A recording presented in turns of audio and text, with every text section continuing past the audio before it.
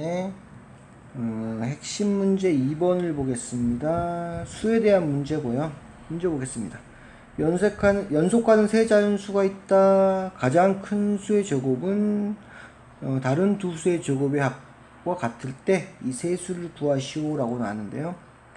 연속하는 세 자리수는요, 가운데 수를 x로 잡고요.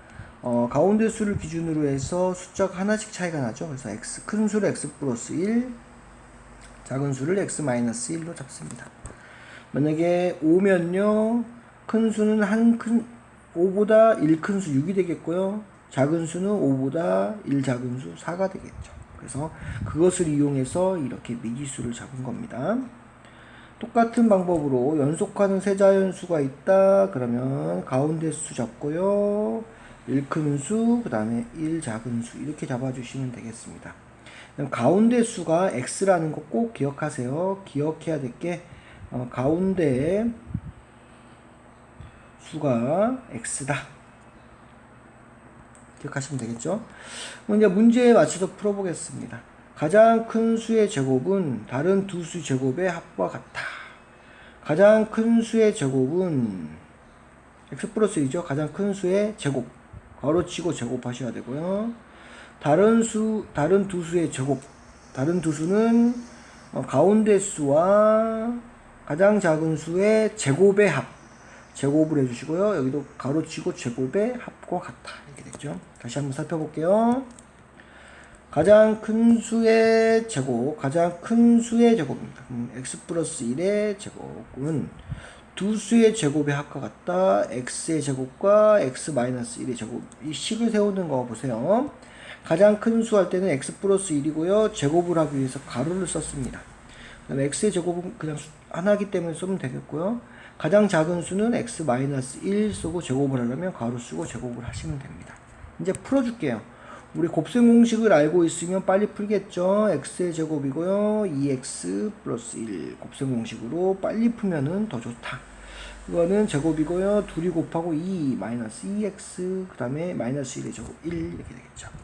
그러면 이제 풀어보도록 하겠습니다. 우선 여기서 선생님이 쓸 것은요. 양변에 같은 것을 뺀다.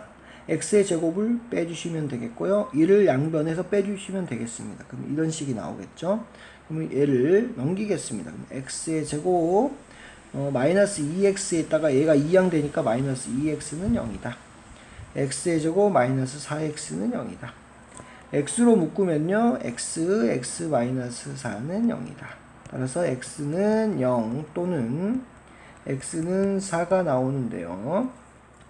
x는 0 또는 4가 나오는데 보겠습니다. 자연수라 그랬어요. 세 자연수. 자연수는 양수입니다. 0이 안 돼요. 그래서 x는 0이 될 수가 없습니다. 자연수가 되기 위해서. 따라서 x는 4다. 그 이유는 x가 0보다 커야 되기 때문이다. 라고 써주시면 되겠고요. 그럼 위로 올라가서 여기다 4 써주시면 됩니다. x가 4라 그랬어요. 꼭 기억해야 돼요. 그러면 작은 수는 3, 큰 수는 5 이렇게 되겠죠. 이 세 수를 구하시오. 그럼 3, 4, 5 이렇게 써주시면 됩니다. 답을 쓸 때는 3, 4, 5 이렇게 써주셔도 되고요. 혹은 가로 친 다음에 3, 4, 5 이렇게 써주셔도 무방합니다. 이게 정답이다.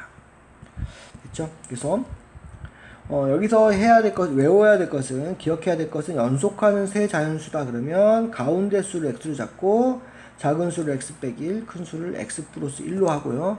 조건에 맞춰서 식을 쓴 다음에 정리를 해주시면 되는데 여기에서 선생님이 새로운 기법은 아닙니다. 선생님 지금까지 썼던 건데 양변에 같은 거 있으면 빼기로 그냥 없애줘 주는 것도 하나의 방법입니다. 그러면 더 빨라져요. 이거 연습하시면 엄청 유용합니다. 양변에 같은 거 부호 조심하셔야 돼요. 부호도 같아야 돼요. 이렇게 부호도 같아야지만 뭐하다? 가능하다.